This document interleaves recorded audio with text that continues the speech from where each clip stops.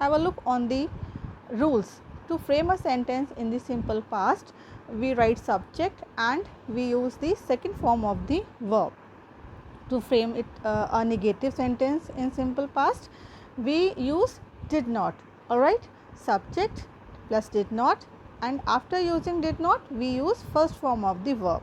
And to make the sentence interrogative, put did before the subject and then the first form of the verb, and the sentence will become interrogative. Alright, have a look on these examples.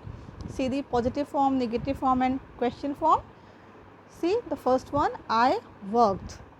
I worked. Worked is the second form of the verb, and when we have to frame it in negative, what we do?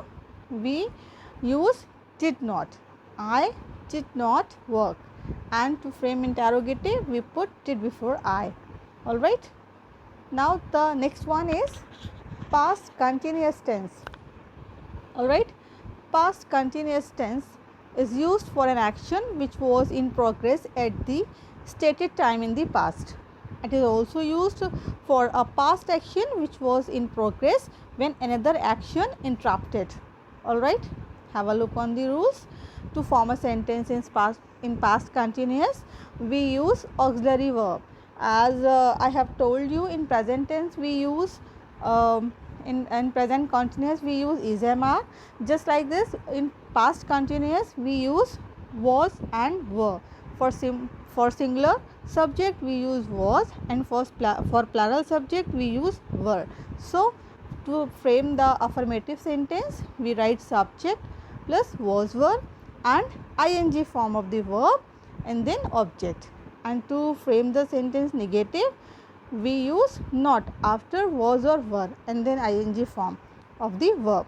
And to frame the sentence interrogative, we write was or were, then subject, then first form of the verb, then ing and the rest predicate part of the sentence. Have a look on these examples. I was playing, and for negative, I wasn't playing, and for interrogative, was I playing? Now the next one is past perfect tense. Guys, past, when do we use past perfect tense? The past perfect takes place before another past action.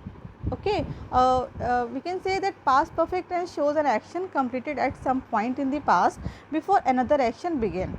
All right, so just have a look on the structure, how to frame the sentence in past perfect tense. We use subject, then had, then third form of the verb. Third form is also known as past participle form of the verb. All right, and to frame the sentence negative, we put not after had. So the structure will be like this: subject plus had plus not plus third form of the verb. And to make the sentence interrogative, we put had before the subject and then use the past participle form of the verb. All right, have a look on these examples. Now guys, before giving you the examples, I want to discuss one thing more. Suppose when two action occurred in the past, then we have to frame the first action in the past perfect tense. All right, and the second action we will frame in simple past. All right, have a look on the examples. I had started. To make it negative, we use I had not started, and for interrogative, had I started. Have a look on these examples also. There are two actions. See, I went there after I had completed the task. Now which action has completed first? The action of completing the task. That's why we use here, for this action we use past perfect tense. All right, I had completed the task, and for the second action we use simple past, I went there. All right, so the sentence will be I went there after I had completed the task. Now the fourth one is past perfect continuous. Guys, past perfect continuous tense is used to report an action or event that occurred before a certain point in the past, and the effects of which are still visible when we refer to past. Guys, mainly past perfect continuous tense tells us how long the action had continued. Means the duration of the action is emphasized more in this tense. All right, So have a look on the rules. In this tense we use subject plus had been plus first form of the verb then ing, because here completion of the work is there and continuation of the work is there. So we use had been then ing. Okay, and to make the sentence negative we use subject plus had not plus been. We put not between the had and been. Had not been plus first form of the verb then ing and then the object. And to make the interrogative, had plus subject plus been plus first form of the verb then ing. Alright. Now have a look on these examples.